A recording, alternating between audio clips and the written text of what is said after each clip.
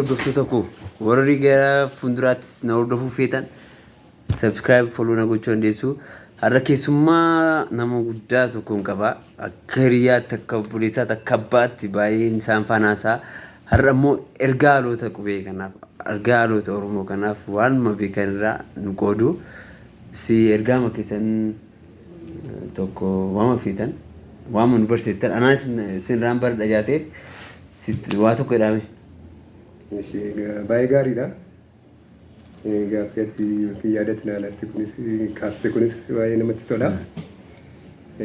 Dhaloonni ammaa egaa jenereeshinii yookiin dhaloota haaraadha. Dhaloonni haaraan kun immoo haala ammayyaa keessatti teknooloojii haaraa keessatti dhaloota argamedha.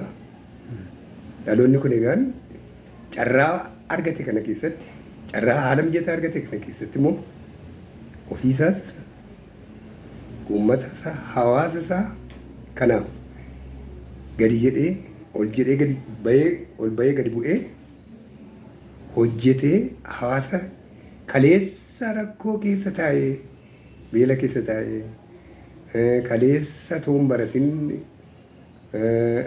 akkasumattiin dhaloota kana asiin ga'e kana caalaatti tajaajiluu xiyyeeffannoo kennuu qaban jedha.